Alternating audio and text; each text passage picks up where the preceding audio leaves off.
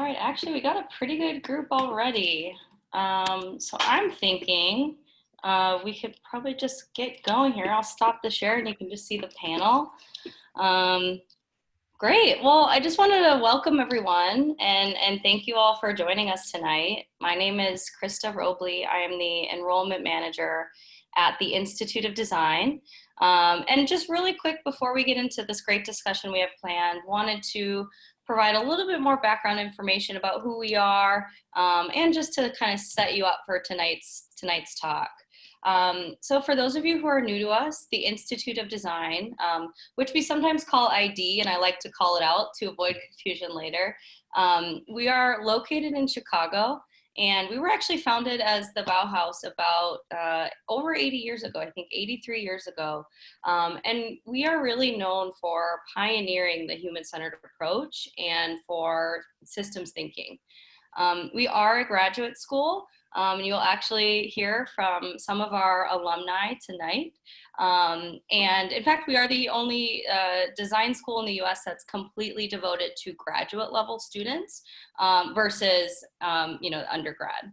I think you'll find out pretty quickly in our talk, it feels, there's a lot going on at ID, and we definitely consider ourselves much more than just a school. As an institute, we really take pride in measuring our impact at more of a societal level. And we do believe that design can be used to create a lot of impact in a lot of ways, to navigate, conquer complexity, to direct creativity, mobilize and create action, and really to address kind of big, meaty issues that we face in our organizations, but really in our society as well. And with that being said, that's sort of exactly why we created this exploreID series, which you're attending our first exploreID of the semester tonight. We really wanted to use these as a way to showcase and have discussions around the breadth of work, the breadth of challenges that our students, alumni, faculty, the extended design community are facing in order to be more impactful and create more change. And so we welcome you and thank you for joining us. And that brings me, to our event tonight. The event tonight is focused on designing employee experiences. And we've got this really great mix of women on our panel tonight, both from the human resources, employer experience kind of team perspective, but also, practicing designers who have started to kind of wear these hats within their own organizations. And I will say we had a lot of really, really thoughtful questions come through in registration. And so we've collected those, looked those over, and we will address many of them tonight. But definitely as we're going, please feel free to use the Q&A function or the chat function as the discussion kind of continues. And we want to hear what you have to say, even just kind of putting your thoughts in there. We'd love to hear from you.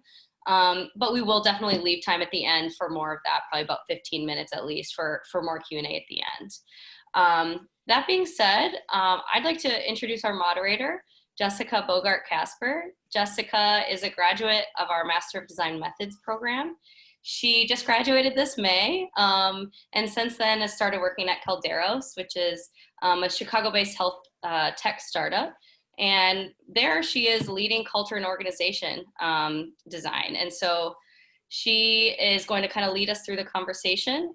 So I will pass it over to you, Jess. Thank you, Krista. And thank you to ID for organizing and hosting this, and Krista for all of your organizing for this amazing event. And thank you to everyone who's signed on today. I think I'm seeing, I lost the number here, of 92 attendees. That's awesome. I know probably most of you have been on long days of Zoom calls and meetings, and to click that button to do one more, that's awesome. Thank you for joining us today. We're very excited. As Krista mentioned, I'm Jessica Bogart Casper. I have the privilege of being the moderator of this really great conversation amongst these really impressive and inspiring women. Designing for the employee experience is something that's very near and dear to my heart. I worked for NBC Universal for about 7 years, working in different capacities for the employee experience. And as Krista mentioned, most recently, about 3 months ago, I joined Kalderos, a Chicago-based health tech startup, who is working to redefine how the business of healthcare performs, leading organization and culture design. Before we dive into our conversation and our discussion, I'd love to do some intros so you all can meet our great panelists. So let's go around and share where you work, what you do, how you're connected to ID, and what brought you to this topic in this conversation. Denise, why don't you kick us off? Sure, thank you. Yes, I'm currently a program director for the conference board, and I lead councils which bring senior HR leaders and talent management together to look at ways they can improve their organization, and even nowadays look at how they can improve the communities that they're part of. I think there's more and more emphasis with that. I was previously a leader at McDonald's, and so I was part of the IT organization, learning and development, and talent management. And I had the opportunity to have students from ID, graduates from ID, be part of my team at different points in time. So we leveraged some of the design principles as part of our learning and development platforms and things that we did. And then in 2018, I became a graduate myself of the MDM program at ID. So I'm excited about the discussion today because I think that as I talk to the companies that are on my councils, that we're in a new space with using design thinking for HR. I mean, it feels like some companies maybe have been doing it for a couple years, but I feel like overall it's a new practice that's emerging. And so the way we advance it is to have a dialogue like we're having here today. So thank you. Excellent. Jackie, why don't you introduce yourself? Hi, everyone. I'm Jackie Blair. I'm known to build brands from the inside out. So there's a number of reasons why I feel really passionate about that inside out approach. But one of them is especially when talking about kind of our brand promise, right, that we give to individuals that are looking to join a company. How do we make sure that we're not setting promises that we can't keep, and how do we bring that experience throughout the entire employee life cycle? So just one of the things that I'm passionate about, and so really excited to dig into that with all of you tonight. I'm currently at Cargill, leading global employment brand strategy there. So if you've not heard of us, we're the largest private company in the world, or one of the largest private companies in the world, and we are headquartered in Minnesota, where I was born and raised actually on a pig farm. So being back in the agriculture industry is kind of full circle for my life, but really excited to be able to bring experience to a company that at this size and scale, and then also that really is putting people first. So thanks, and looking forward to the discussion tonight. Thank you, Jackie. Gladys, why don't you go next? So my name is Gladys Rosa Mendoza, and I am what they call an experienced researcher and strategist here at Facebook. I look at problems, issues, concerns from a 50,000 square foot, well, not square feet, foot level. Like if you're an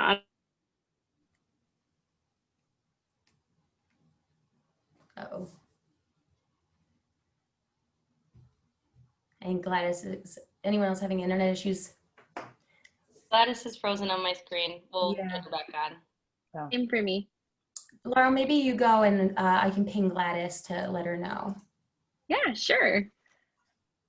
I do improv, so this is perfect. Great. I'm Laurel. or Laurel Comos, I should do my full name. I graduated ID in 2019, so just about a year and a half ago. Can't believe it's been that long already.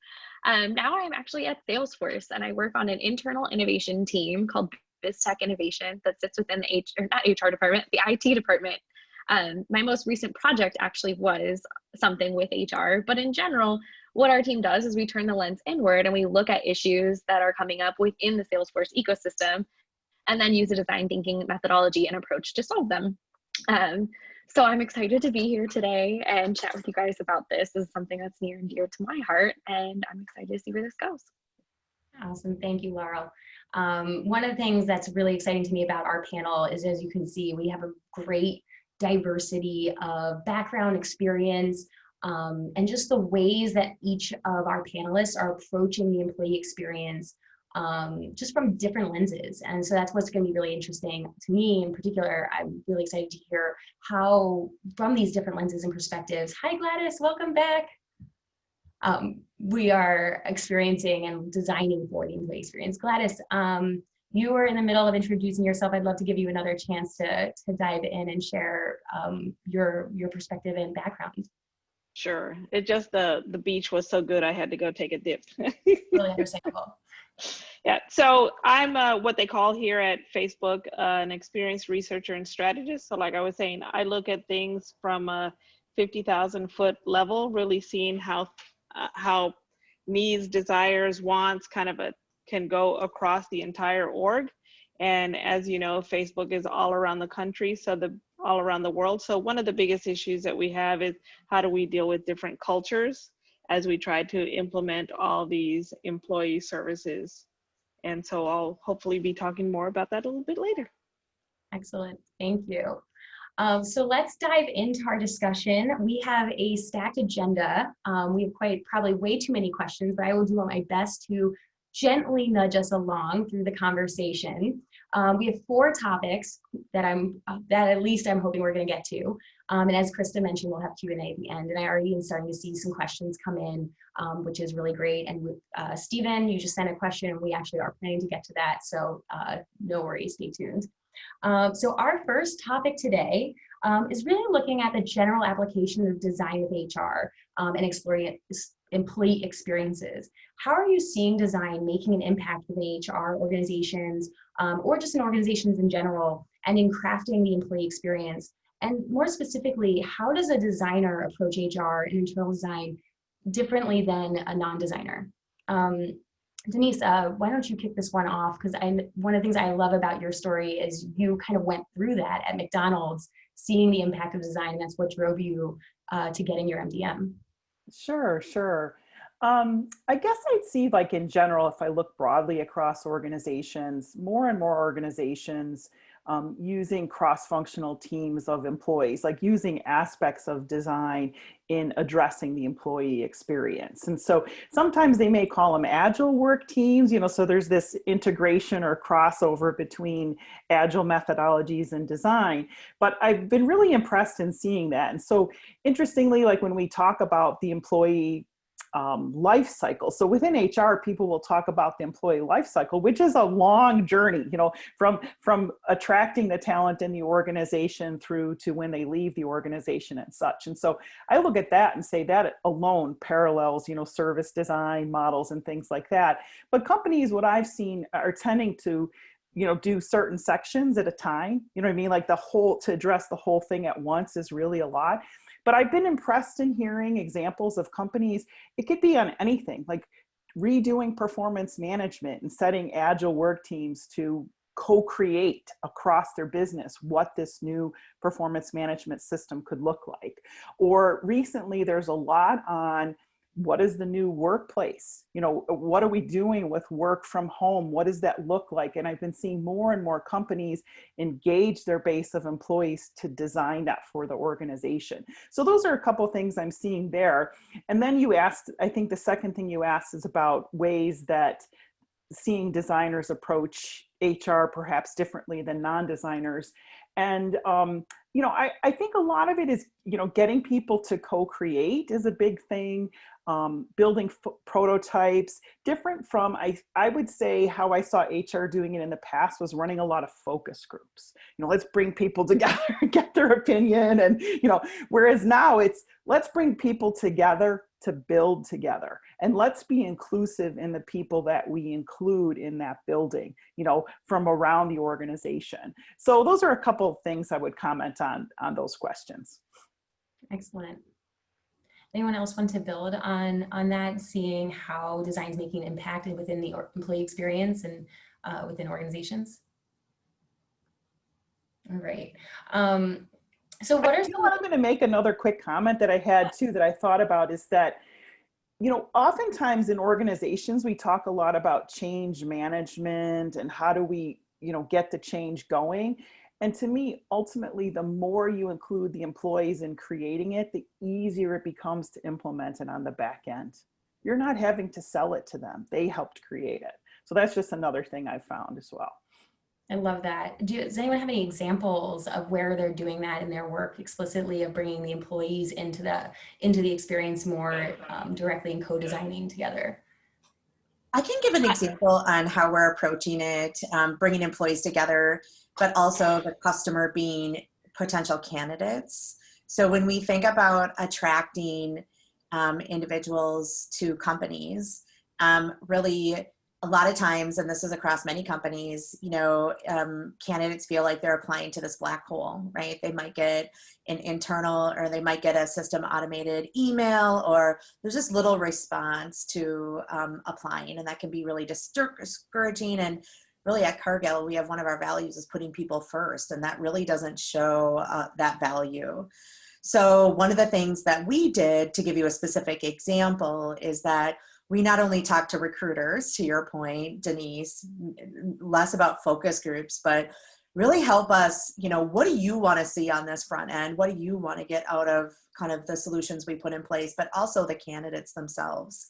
And one of the things that we heard from them is they almost really wanted this like concierge, if you will, as part of the hiring process. Someone they could say, hey, do you think I'm qualified for this? Or do you have any interview tips? Or who's going to be interviewing me? Or here's when it works. So really thinking about that, I mean, obviously we can't have a recruiter tied to every applicant given the scale in which we operate globally, but how could we think about a bot or something that we could humanize a bit and really act as that concierge, and not only think about what the candidate wants, but recruiters kind of what they need.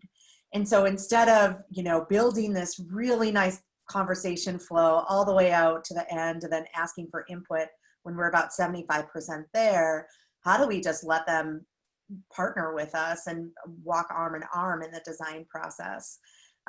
There's a kind of a common joke that people that build the application process already have jobs because they don't get what that's like, right? So just really, that's been really helpful. And a lot of the things that we've considered, we probably wouldn't have thought of if we didn't have the customer sitting right with us in the design process. So just an example of how we've, not only applied design, but then also brought the customer along with us. I feel like that sentence you just shared of like that joke people have, like recruitment is designed by people who already have jobs, is the exact example of when something's designed without the layer of empathy, which is one of the core principles of design and co-designing, and why it's important to design with your user in mind. Thank you for sharing that example. Yeah. So what are some of the challenges you all are seeing in either in your direct work or just more broadly for bringing design into the design for employee experiences? I think the hardest thing is for people to understand what it is that we're seeing and the issues that we bring up, And what I do is really go out into the world and figure out how we're working in Thailand, how we're working in Brazil, how we're working in Mexico, how we're working in India. And so for the last year, I was 6 weeks in Latin America, and then I was 4 weeks out in APAC, right? And everybody always likes to hear what Gladys has to say and where's Gladys going, because I want to go with Gladys. So I've taken advantage of that. And I take an engineer, a product manager, a marketing manager to every country that I go. And it's not the same person from country to country, right? So you can pick if you want to go to Thailand, or if you want to go to Japan, or if you want to go to the Philippines, and then I make them sign up. And the beauty of that is that then they hear straight from the horse's mouth the things that people like, the things that people don't like, and all of that kind of stuff. So when I'm making a presentation, it no longer is Gladys said this, this, and this. It's, hey, Miluska in Peru, remember that lady that said this, this, and this? And remember our employee in Brazil that said this, this, and this? And so they become the strongest advocates that I have for the research that I did. And it's no longer just me, but now I've got a team of 17 that are going out there and, speaking and preaching and all kinds of things. And that's the biggest thing that I've tried to do. Plus, we just have a great time in all those different countries. So they're all in.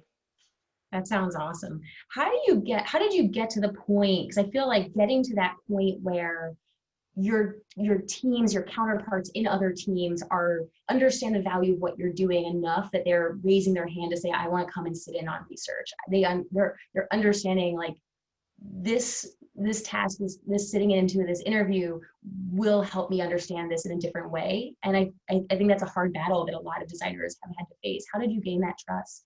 Yeah. So what I did was kind of go up a level and explain what it was that I was trying to do. So when I first got to Facebook, in the first 6 months, there was a young man who was an engineer, and he was boasting about how he had worked on this mistake that he had seen, all of a sudden in the last 6 weeks, it just kept coming up and up and up, and he just couldn't quite figure out. So he spent 3 days over the weekend to kind of fix this algorithm. And I was like, okay, so trying to understand the engineering world, what is it that you did? And he said, I kept seeing this mistake, and it was flow rider. It keeps coming up, and it should be Florida. And I was like, oh Lord, how do I tell this young man that Flow Rider is a rapper and his album just came out? So all this work that you did on this algorithm, now I need you to undo it, right? So it's that kind of thing that if then I can go up a level and get, I need some engineers to come out with me so that they can really see that it's not just 1 + 1, is 2, but that you're really seeing how people use our product, what our employees are dealing with in all these different countries all around the world. What is it? And it's not just about building empathy, which it is, but then how do you add on that cultural layer so that you really understand what is going on? That's a really great point. Designing culturally is something I know Laurel and Jackie, that's something you both interact with in your roles, and Denise as well, in all of your robust experiences. Also, anything you'd like to add around how you successfully design for global employee populations? Yeah, so just building off what Gladys said, I mean, what's important to people in certain cultures is different than other cultures. And then there's also, when you think about even just compliance, when you think about recruitment, I mean, you can ask someone their age in some countries, and that's really important. And other times you can't. So, and you're on a limited budget, right? So how do you build things at scale that still get at that cultural nuance?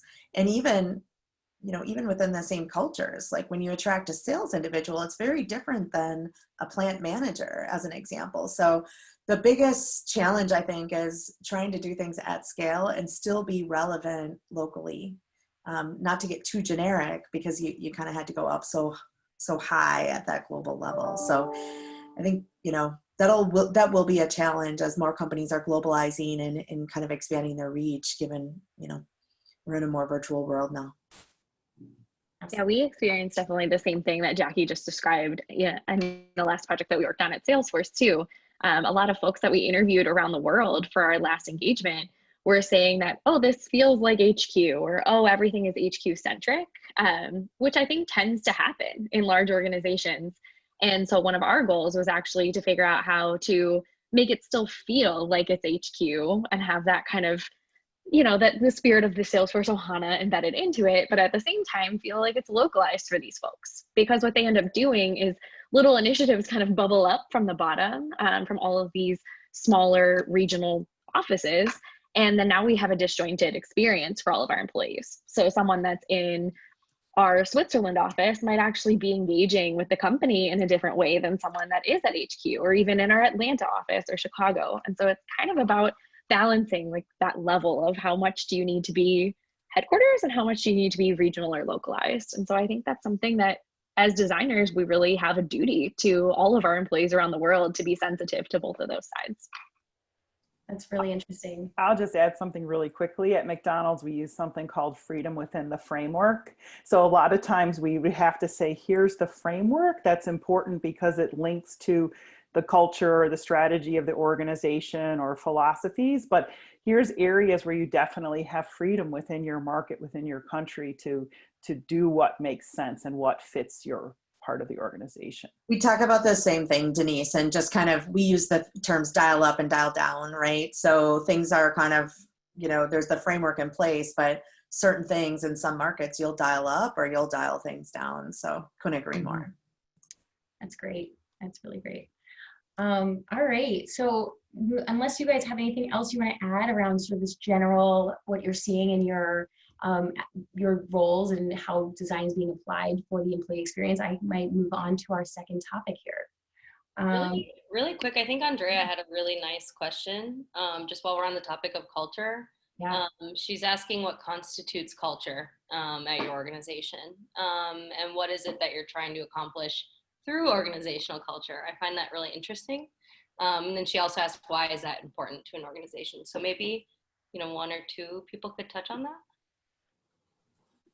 I'm happy to start. I think many of you know Salesforce culture, as evidenced even by the background that is behind me, it's very punchy. You know, we are playful, we are whimsical, we lean into calling ourselves the Salesforce Ohana. And I will say, it's funny because I feel like I've become blue. That's been the joke. Like my boyfriend has said that you've become blue. And honestly, when I think about it, I'm like, well, why is that? And it's because the culture has been really well designed. And I think what it comes down to is it was designed around 4 core values, which I will not go through all of them, but every single decision that the business makes about designing our outward engagements with our customers or everything that we do internally all really drives back to those things. And it really creates this place where we're proud to work. We're excited to work. I even just got an award this week for finishing 56 volunteer hours. And that's something that's celebrated and encouraged at Salesforce. And, you know, that just really goes to show like that really ties into a lot of our values around giving back. And so what it really drives down to, and like what the value is to the organization, Andrea, is honestly, it keeps employee retention up. You get great talent. It was a big draw for why I wanted to come to the company. And then also it keeps that employee retention high, because at the end of the day, you don't want to leave because you feel like you're part of something bigger. You're invested in the mission of the company. You're a part of this Ohana, you're part of this family. And I think that's very felt across the org. And in fact, with most people that we've interviewed and talked to across the business, that's something that's pretty consistent throughout. I can actually build on that one just real briefly, as working at a startup where when I joined 3 months ago, we were at 55 employees and we're busting 80 next Monday. So we are growing. Yeah, it's very exciting.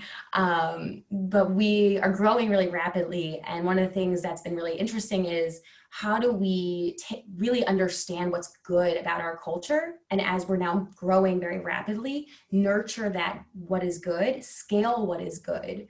And make sure you're, particularly in this remote time, building the right connection points to nurture that as we have new employees coming in who otherwise don't learn it. So we have to really create intentional touch points where we say transparency is really important. Feeling safe to share openly is really important to our organization. And fun is really important. So creating the touch points where we make sure we still have that fun of being in a startup, because there is something really fun about being in a startup. And just really dissecting and understanding what is making our culture here today and how are we going to grow that as we are growing rapidly. Andrea, I can always count on you for a good, meaty question. Thank you. Awesome. So we can move into our second topic here, which I think we touched on just briefly with some of this stuff that Gladys was talking about. But let's talk a little bit about how do we get design off the ground in non-design centered organizations? This is something I think every frontier of design has faced. You know, when design was coming into healthcare and when design was coming into finance, like all these different frontiers where design is like, we have a role here, let us play ball. And I think this internal organization and employee experience is kind of a newer frontier. So where would you begin, both in large or small organizations, to bring design into enhanced employee experiences?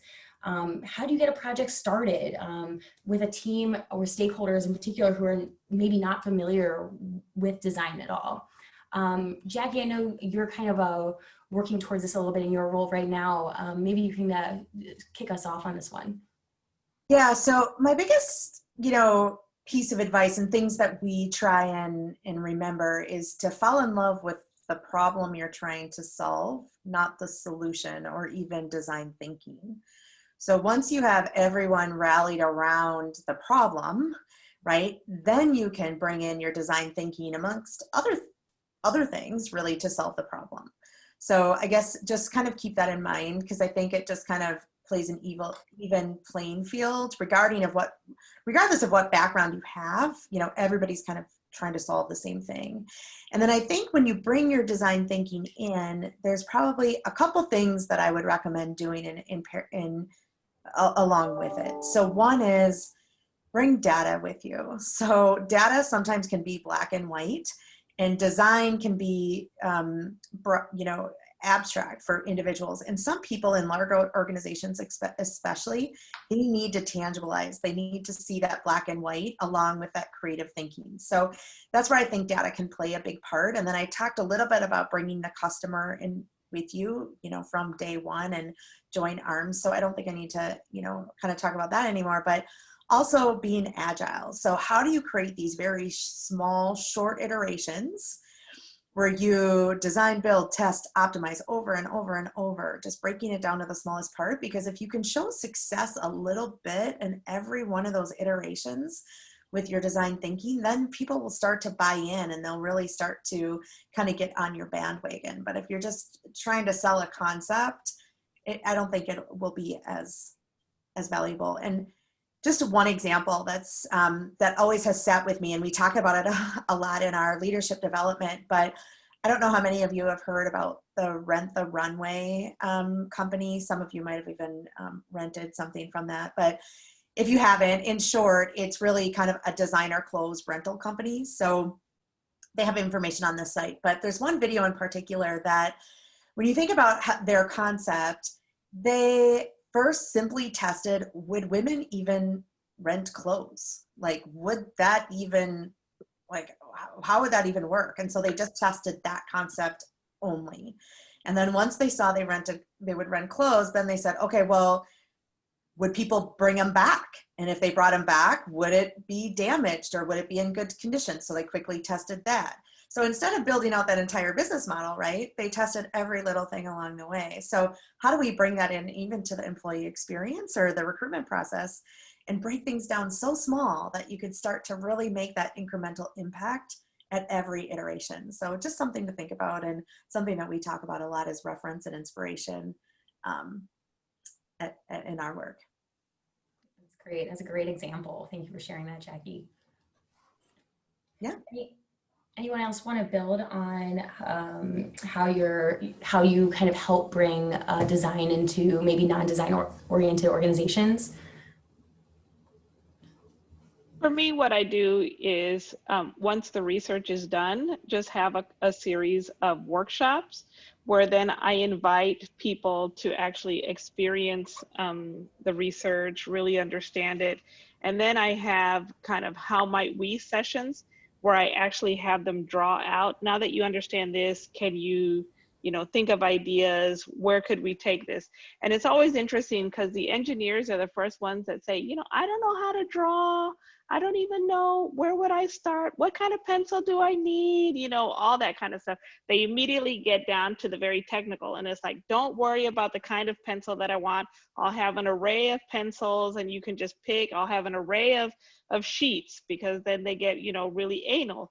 And it's just, you don't even have to know how to draw. Just put some stick figures there and maybe just write a description. And I had one session before we went on lockdown when the engineers were like, wow, this is amazing. I've never experienced anything like this. You mean that I can actually do something to help you move it to the next level? And I was like, yes, you can, kind of thing. And just for them to experience, I can't write code. It's like, you don't want me in your meetings and your groups. Trust me, you don't want me. But at least if they can feel like they were part of the process, and when they see the idea actually come to life, it's like, wow, that's actually my idea. I sketched it. Look how far Gladys has gotten it, right? Then again, I'm all about creating advocates, creating people that will move the research forward. and we'll then push it to, you know what, on this other team, you guys need to go figure out how you can get a researcher, how you guys can get a designer, because look at the work that we did, and it's, you know, blows everything out of the water. So you just need to create at every possible, you know, junction, every possible milestone, those advocates for you. Create a little army of designers, huh? Yeah, Love Gladys, there was a great follow-up question and from Abby about tips for these workshops when you're working remotely. And just for everyone listening, we are going to touch on COVID and how that's changed experiences and how to navigate that in a few minutes here. But Gladys, I wanted to throw that question at you. How are you navigating these types of workshops today? Sure. So we've learned how to use Mural a lot. And at least getting them to use that has been a big change. We do a lot of just video sessions where they're talking to me directly, and then I'll kind of piece all the videos together and present that back to the group so that you don't feel like, well, I'm in a group of 12, you know, they're not really going to like my idea. More one-on-one, and then I bring it back to the team, and then we kind of, okay, you know, Susan had this really a good idea, let's take it to the next level. So it's a lot of conversations. It's a lot of using Mural, get them involved with, I mean, if I were to turn off my background, you'd see Post-its all on my wall like crazy. You know, get them to be, you know, shareholders in Post-it like we are, you know, and get them to start to understand how to use them so that they can verbalize their ideas, so they can show us what their ideas are, and just go. And it's, you know, you fall and it doesn't work, but then you try something else and that works a little bit better. And then you kind of figure that out, and that works with engineers really well, but it doesn't work so well with product managers and that kind of stuff. You just have to feel your way, but you just have to jump right in and at least try. Absolutely. That's great. There's one nugget I just want to share before we go into our next topic. And Laurel, you shared this in one of our prep sessions around how you reframe the concept of design to help make it more approachable to non-designers. I'd just love to share that before we transition into our next topic. Yeah, absolutely. I think as soon as you start using the design word, people just immediately shut off their ears because they're like, oh, that's not me. That's not in my role. But in reality, right now, currently my team is moving toward trying to integrate more of design practices, which really boil down to a couple core things into our product management organization within our IT department. And so we watched this awesome video by some guys over at IBM that was around the fact that if you just stop using the word design, it feels much more covert and actually has a better chance of adoption. And so some of those skills that actually we're looking to really embed that are design skills as we know them, but are a little bit more approachable, might be things like be curious, ask questions, telling a story, facilitating a conversation with stakeholders, and even just being user-centered. And so if you start to just break those down into smaller pieces, it gets a little easier. Like, hey, let me help you frame your problem. And you might throw a sticky or two at it, but you're not necessarily saying design thinking can help you reframe your problem. And so I think just breaking it down into those smaller ways without using that big scary word really just helps us get to a point where we're able to converse on a level playing field because we're using just terms that aren't in the jargon land. And I think that's proving to be quite successful for us at the moment as we continue our pivot. I love that. I really wanted to share that because I think there's just different levels of the adoption curve within organizations for design within their organizations. And I think it sounds like, Gladys, you've sold it through, people are on board, and you're really rocking these workshops and all these things. And I think there's just a different range. I would imagine our attendees here today are probably at different stages of trying to bring design into their organizations. Awesome. So I'm going to pivot to our third topic because I'm seeing a lot of comments come through. People are really excited to dive into some of these meatier, more topical topics, which are the last two. So I'll just I'll share our ending. But our first one, we're going to go into discussing DE&I because you just can't really have a panel at this point about employee experience, not talking about DE&I. And of course, the second topic, or the last topic that we'll go into will be talking about COVID. So before we go into COVID, I've given you guys the teaser. Let's spend a little bit of time talking about DE&I and how you're seeing design being applied for diversity, equity, and inclusion initiatives effectively within your organizations, or things that you are seeing as best practices that you'd love to share. Denise, I'd love to pass this one over to you and hear any nuggets you might have to share with us.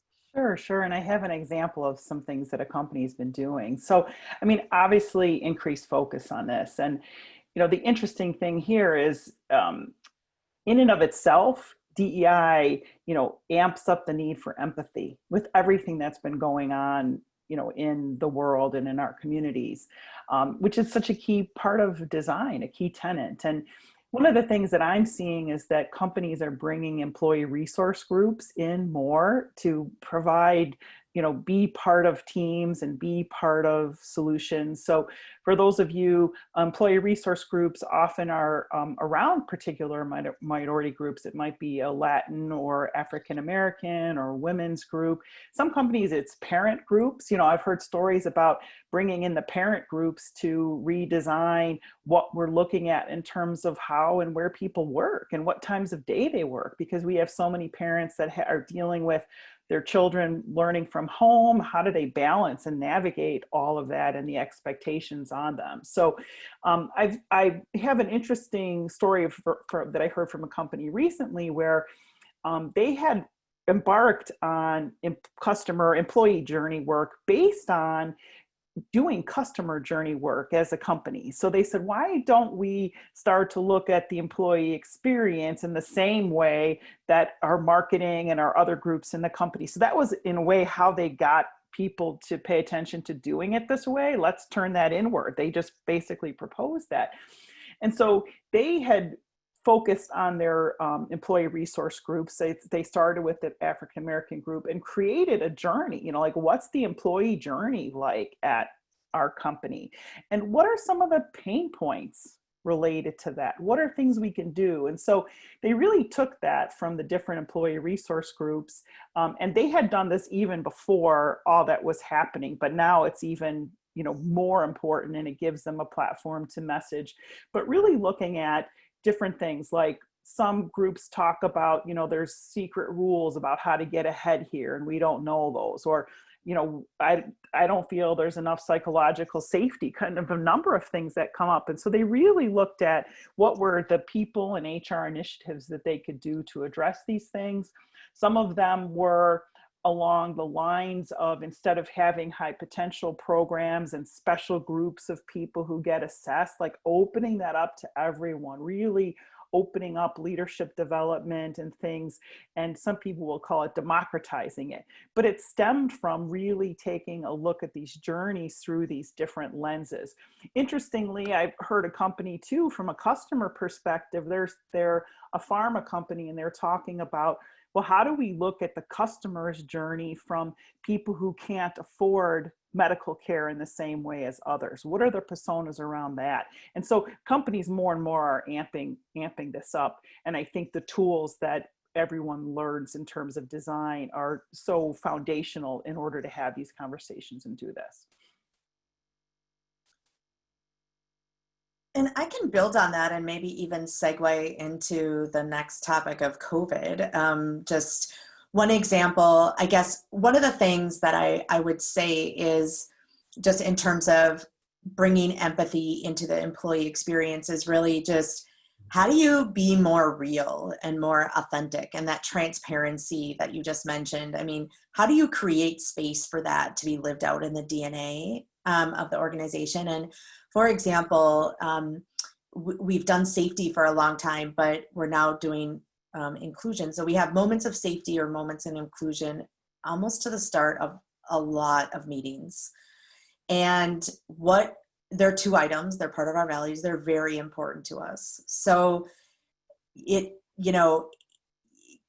opening it up at the start of a meeting, and it could have people at all levels and talk about safety. And it can be safety at work, it could be safety in your home, or reminders to switch out your smoke alarms. I mean, it can be anything, or physical safety, psychological safety, etc. So, I didn't realize how important these things were until we really started building it into our, like, at the start of every meeting. We could be having a finance meeting and start it with a moment of inclusion, right? So that's really powerful. That's more than the company saying that inclusion is important. That's really just building it into our DNA. So, that doesn't happen overnight, but think about ways where you can just literally build it in. And naturally, I mean, it didn't feel right at first, talking about safety or, it felt kind of redundant, but the more you do it, now it's just part of everything we do, and people get really personal and everybody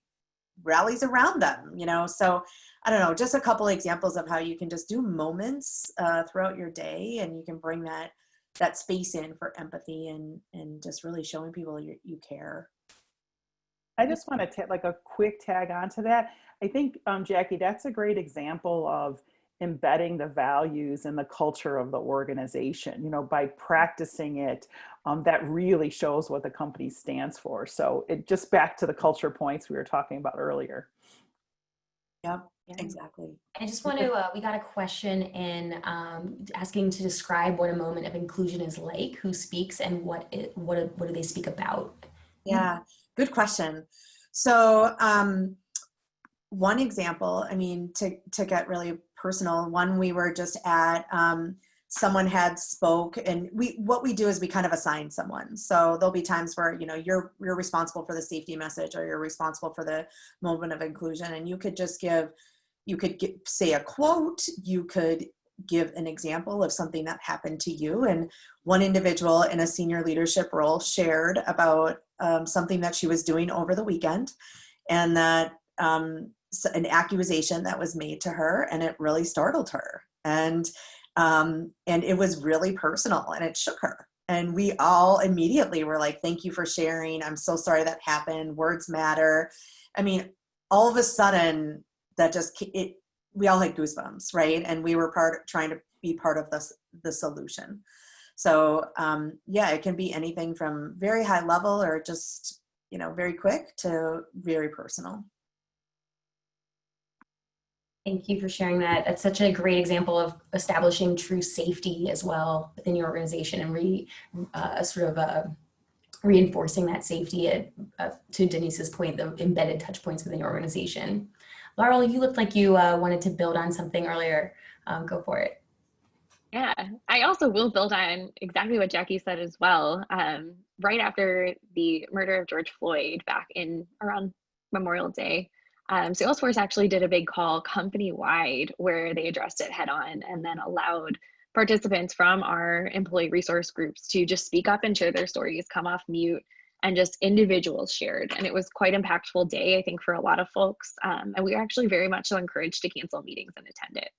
So that's just one side thing. I'll segue to another couple learnings. I know there was a question that came in from everyone when you were registering, a little bit more about just some like tactile things that you can do to really push toward DEI within your organizations. And so at Salesforce, over the last few months, my team tackled the creation of a talent management platform for all of our 50,000 employees globally.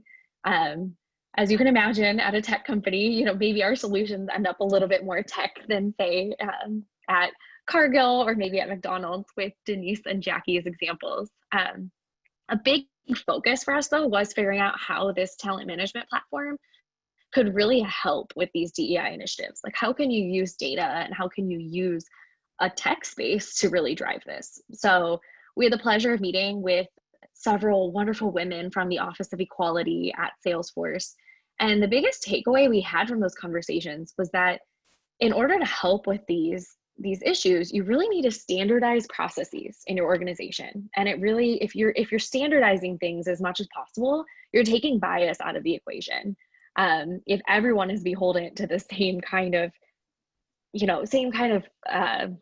questionnaires that you fill in after an interview, we have something like that that's a template called SIFT, and everyone has to fill it out. That's one way. Or when you're deciding promotions, one thing that we really wanted to tackle was like, how do you build a system that leans into this standardization of comparison between competencies and skills, so that this like networking sense that tends to be a little bit more favoritism or subjective based was kind of taken out of the equation, and you can really go around facts. So when we were building out this platform, it was really important to us to create kind of a centralized profile for each individual that would really track them throughout their career. It really would celebrate all of the things that they're doing really well, just on a very objective level. You know, they're participating in this, their scores in these ways are like this. These are the accomplishments that they've had. This is how many hours they've put into volunteering. We can really just celebrate people on a baseline, rather than needing to lean into things like a network and who's been able to speak the loudest. And so that's something that we really try to bake in, and it's seeming to have some success for us. That's awesome. Laurel, thank you so much for sharing that and what you found through that project and sharing that project with us. Unless anyone has anything else to add on the DE&I topic, I'm going to get to our last big grand finale topic of COVID. I don't know why I'm making it so exciting. Nothing about COVID is exciting, but I think this is just such a hot topic, because I think as we're going into, what is this, 100 months now that we're in COVID, it's rocking organizations in a lot of ways. I was on a talk earlier today with that was talking about there's just this roller coaster that we are on, which is COVID, because the information keeps changing and we keep having to pivot and we have to keep shifting. And now what's the winter look like? How do we communicate that to our employees? There's so many uncertainties, so many unknowns, and all of our rules and operating norms are kind of getting flipped on their heads in a lot of ways, not to mention everyone got sent home. So we are operating very differently. So just thinking about, what are you finding, or how are you recreating the employee experience and things that you are doing either in your own organizations, you're seeing in your organizations, for helping through this crazy time we're all living in right now? Gladys, I know you actually recently completed a project looking at the future of work, which I don't know how much of it's confidential, but boy, would I love to see some of it. Yeah. Anything you could share around some of your findings and learnings, love to hear what you. Yeah.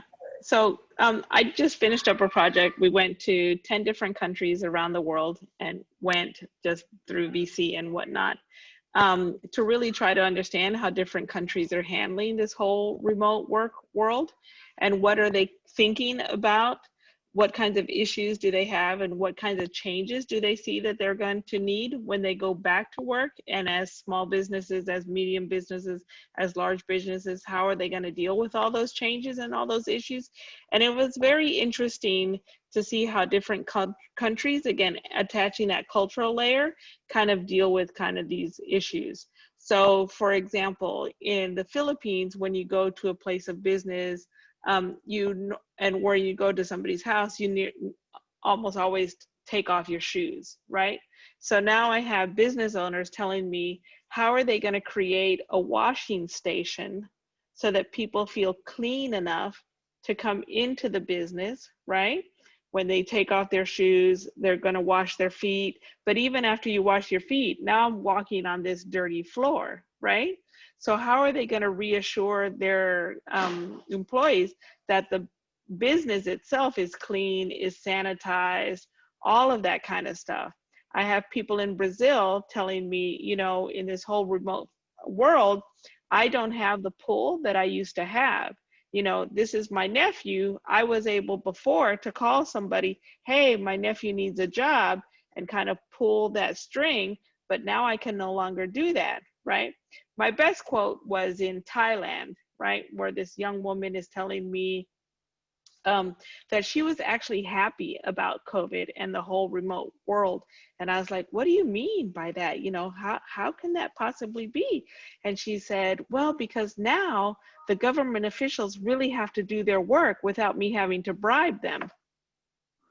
And I was like, okay, this is a totally different world that we're in, and really understanding it from a cultural standpoint is something that we need to do. And then where is Facebook going to stand on these kinds of issues, especially since we do have employees all around the world, to really understand them, their needs, their wants, their desires, and how as we as Facebook are going to move them forward, not only understanding our employees, but our customers. And my big thing is, you know, I like this whole employee space, because I feel that if we don't take care of our employees, it's hard for them then to kind of push it forward and take care of our customers.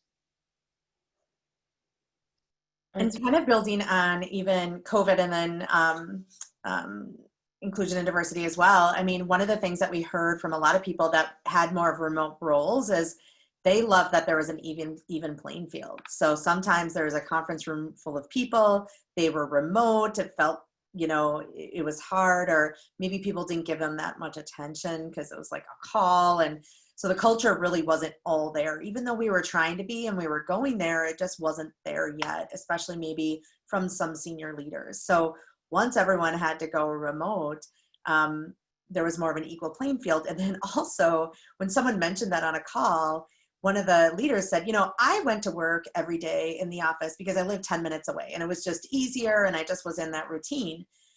But gosh, when I worked from home, I can't tell you how tired I was at the end of every day. And so the connotation of you're working from home, you're doing laundry, you're not working, that stigma of being virtual has really kind of diminished. And so now people just feel like there's more equality and more inclusive of people that might need to be home for certain reasons or not, or maybe they just have a remote role. So kind of gets a little bit at both of those topics too. It's interesting too, Jackie, going back to that. I've heard people make comments that having equal size boxes on Zoom creates a level playing field and eliminates the status and hierarchy based on like where people sit at tables and meetings and things like that. So they found the benefit to doing it, similar to some of the comments you were just making. Yeah, that's funny. I didn't hear about that, but I could see that. Yeah, and just one last thing for me based off of that comment. Some of my people in Japan actually wanted the opposite. They wanted to see that person's name in the Zoom box and their title.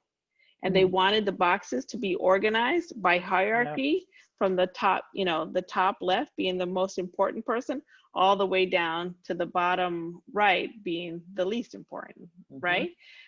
So again, that whole issue of culture, we really need to understand as we're developing products to see how does that come into play and what are their issues, and then bring it up and don't make any judgments about it, right?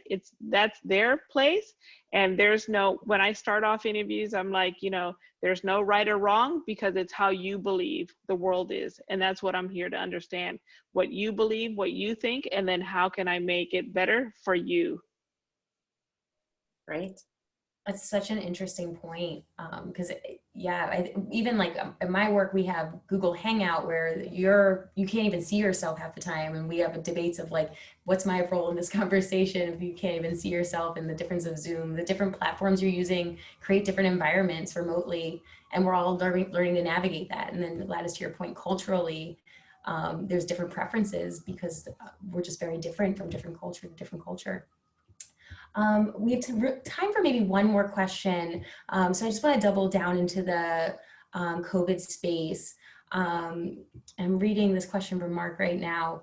If I'm going to work from home, companies have to build a reason for employees to stay. If the work is the same and the home life is the same, what's going to keep me? So I think it's a great question, Mark. Thank you for posing this to us. How do we retain employees in this time of work from home? What are some ways that you're seeing in your companies? I have some awesome examples from Salesforce, actually.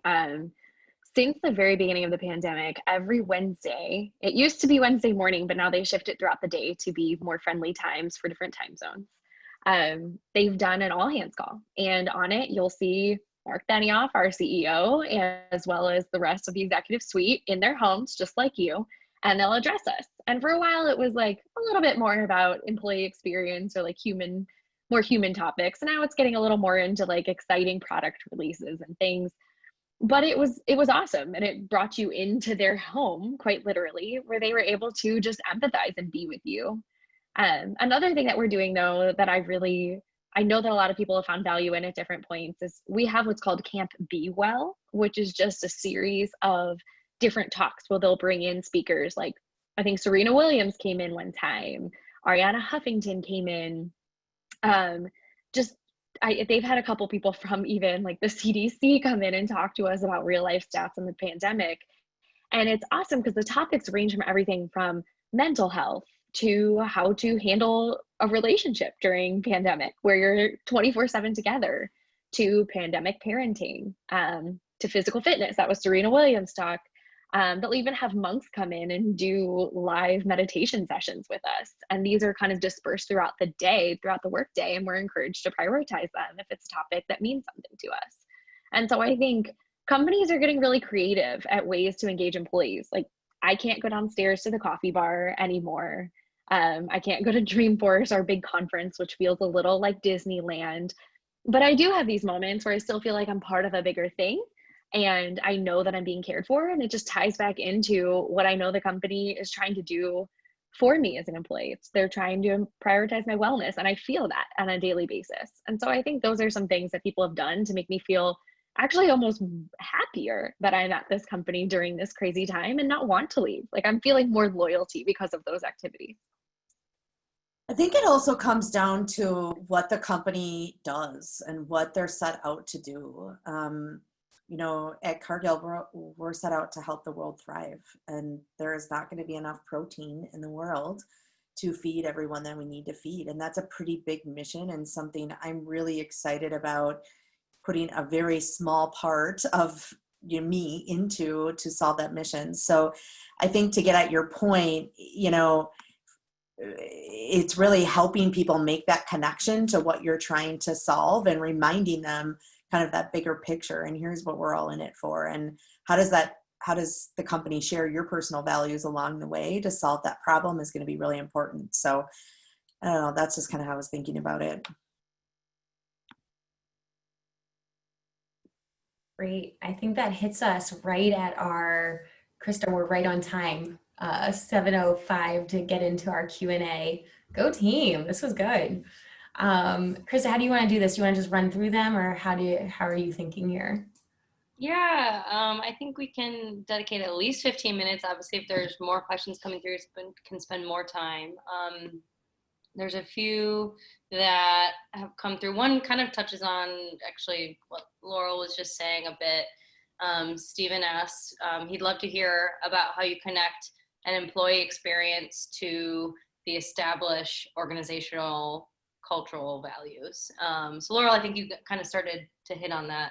And then actually, this is a separate question, but almost something, you know, we should have answered at the beginning, and there's some great chat going on about it, but how do you define employee experience? What does that even mean? That would have been a great question for everyone to try to define at the beginning. So, you know, I think both of those kind of spring to mind for some good ones, good places to start. Maybe we start with, or maybe they're intertwined, but maybe we start with Stevens. I can just do a small build since you tossed it to me. I also did try to answer the employee experience thing in chat. I give a very simple answer, and then these builds have been incredible. So thank you, especially Nicole and Christina. I saw you both dropped things in. They're awesome. They might have into us, so we should read those out as well, because I think they're pretty great. Yeah. I can read Nicole's because it's the first one right here.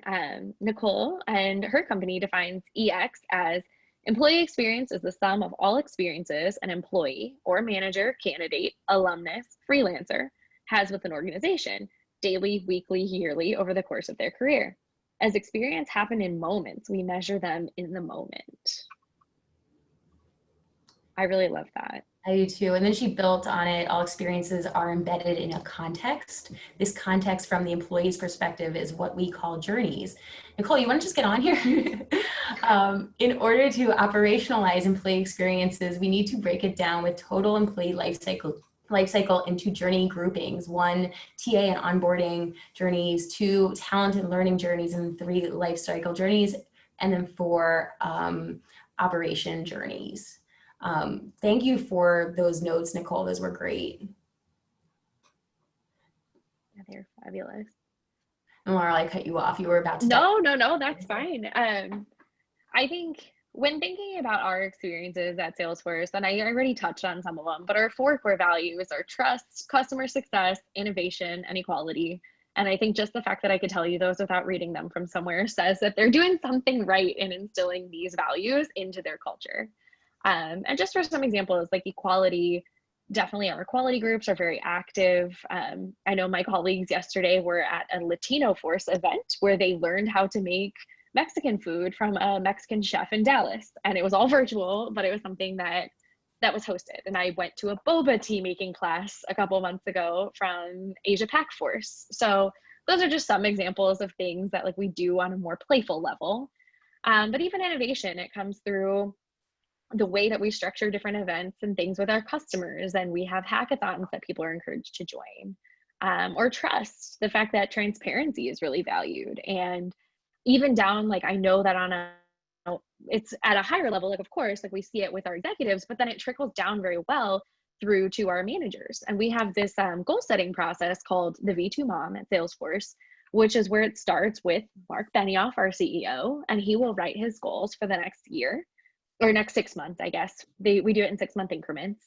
And he will write those goals, and then it'll trickle down to the next layer, and then it'll trickle down to the next layer. And the idea is that each layer adds on another bit of what their goals are that they want to achieve in the next 6 months. And you have to pull from what was from the layer above you and build on it and add like what's more specific to you as an individual. And the coolest part about this is it all builds into trust because it's all broadcast publicly on our intranet, which is called Org62. And so you can go in and you can see what anyone in the organization's goals are in any given year. And so it's just something that really helps you if you're trying to network with someone. You can go on and you can look it up. You can look up what they're trying to accomplish and how you might be able to plug in. And that's been something that like very deeply is ingrained into our culture and the way we behave and work in the workplace. And it all really just trickles down from this trust principle that we try to embody every day. That's great. Thank you, Laurel. Another question that has come in was around measurement. And it sounds like this one was directed at Jackie, saying a bit off topic, but I learned that Cargill to measure employee experience, a trust score is used throughout the organization. Interested to hear more about it. It sounds like that might not still be in place, but I think one topic we did kind of gloss over is how we measure success in designing for the employee experience. So I'd love to kind of give an opportunity to talk about that a little bit. Yeah, so I don't know that that's really globally in place, but we are, really working on our measurement framework right now in full transparency. We always knew we wanted to bring data in, but measuring success, we weren't really sure how exactly we wanted to approach that, to be honest. And so we are just kind of building that holistically out. We do have, reputation scores, and one thing that we are doing right now is doing a lot of pulse surveys. So once we start something and roll it out, or even just more broadly, I'm sure a lot of you are doing the same thing, but really those pulses are a really great way to, once you're rolling something out or you're really trying to test something, how do you really get some quick measurements? And so we're doing a lot of that, but I can't claim to be an expert on measurement right now in full transparency because we're just building that out. I don't know if anyone else is a little bit further on in their journey. And I guess, to build on that, part of some of that, the rationale behind it is just because of a global scale. So once you start to do it, it's like, how do you find those measurements that are really truly globally relevant? And then maybe in some hot markets where we can measure something a little bit differently. Awesome. Thank you, Jackie. Measurement is so hard. So I think sometimes it's just like figuring out how to benchmark something to show progress and show growth, or that you're starting to have outcomes in different areas. But it is really tough in employee experience measurement. I know in my role, I feel like I'm sending a survey fatigue is a real thing in my organization right now. Like giving everyone a break, presenting out, I'm going to do a couple surveys this month. Thanks in advance. But it's tough to measure. It is tough to measure a lot of the results of what you're trying to do. and get engagement, because sometimes people are really busy. They don't necessarily want to share. Mm-hmm. I'm just going to add a quick point to it. I think it's also, to whatever extent you can tie it directly to the business results that people, that are on people's radar screens, whether they're KPIs or whatever. I know at one time, and it was going a number of years back at McDonald's, we did a lot of work, and it was an intensive study to look at the environment that the restaurant manager creates and the importance of that, and what are the tenets of that drive sales. So it was actually identified like what types of working environments created what sort of sales boost for the restaurant. So it said, hey, if you have this type of environment and the manager's doing these kind of things, it means $150,000 more in sales, compared to another restaurant. So at just this point, there's no easy answer on how to do it, but to whatever extent, again, those metrics can be tied to business metrics that are critical and resonate for people. Right. And exactly kind of what we said earlier, fall in love with the business problem, right? Yep. And then and if you're solving the business problem, then, or even exceeding that, then you're doing something right. Yep. Excellent. I think we have time for one more question. There's a Gabriella just asked a really interesting question in the Q&A. So I was hoping we could talk about hers. So I can just read it here. For Gladys, how do you honor the local culture, but make sure it's compatible with the larger culture at your organization? And do you have any stories of where two were at odds and you found a good solution, or maybe weren't able to find a solution? God help me. I think one of the biggest things that I always mention is the difference, like on this Zoom, here we all are 6 women, right? So power to the women, right? In some cultures, it would be 4 guys and 2 women, right? One of the projects that I worked on before was all about visuals. So how are visuals searched for? What do they mean when people find them? All kinds of things. And one of the biggest issues was around what's an acceptable visual and what is not, right? So in Brazil, it's very acceptable to show yourself, right? And in other countries, it's not.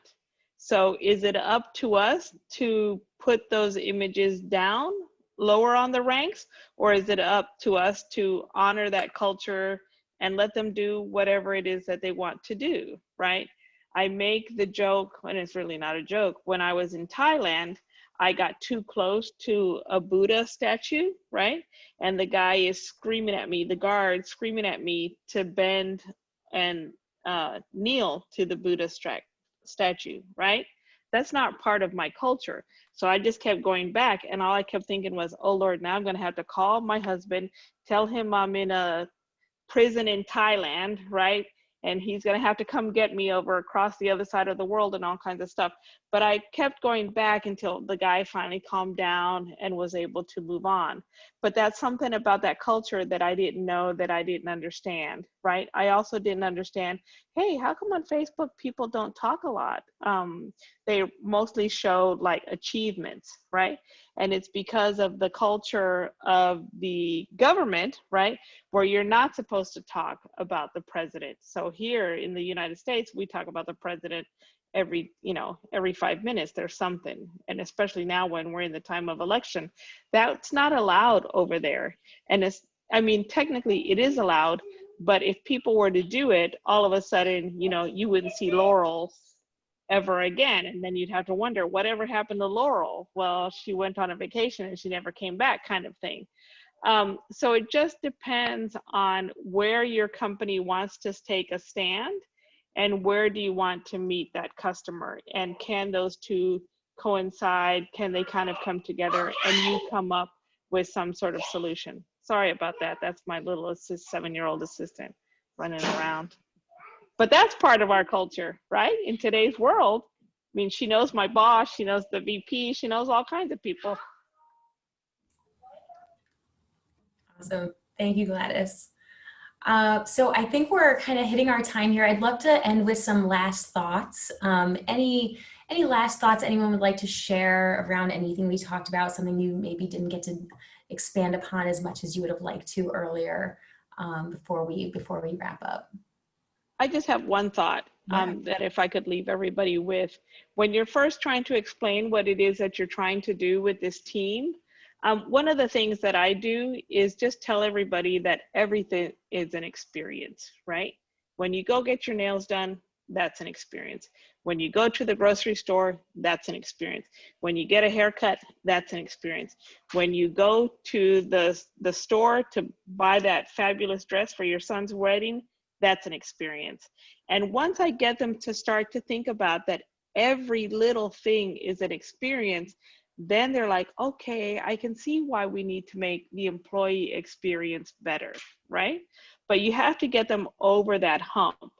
And I have found that just having that 2-minute conversation makes such a difference, rather than here she comes with some crazy new framework. You know, what conference did she just come from? You know, that crazy little girl in the corner, you know. But once they understand that absolutely everything is an experience, they sign up and they're on board. Gladys, I'm going to be saying that over and over. I have a comment too, and I think that we're at this great inflection point where you heard examples of companies where CEOs are running massive town halls and listening sessions with employees. Companies are doing more with engagement surveys and pulsing to get feedback. So I feel like we're at this point of you know, there's a time and place here to use some of the tools, you know, and put some of the things in practice, both from what we can do from an empathy perspective, but also people are more into experimentation, I think, because they feel like the future is so uncertain. So those tools of, you know, like doing pilots and experimentation and using empathy, there's like a place for it right now. I think where some of this can be a springboard and take off even more. So I encourage people in whatever their roles to find ways to do some of this in their company, because sometimes it's grassroots that really expands it and makes it alive in an organization. Absolutely. Well, this has been great, guys. I've also been watching the chat, and I think some amazing networking's going on in there. I feel like we should spin up a Facebook group. Like, this has been awesome. Like, this has been really great. I'm so excited. This has been a wonderful conversation. Thank you to our panelists for this really engaging conversation. We covered a lot of ground tonight, and we've seen, like, we all have very different experiences and lenses that we approach these topics. I think this was a really deep and meaningful conversation. So thank you all. Thank you again to Krista. Thank you again to ID. And thank you everyone for joining this evening. This has been a wonderful, for me, a wonderful way of spending a Thursday night. Krista, anything else you'd like to add? You said it perfectly. Thank you everyone for joining. Thanks to you 5. This was fabulous. Have a great night, everyone. Have a good night.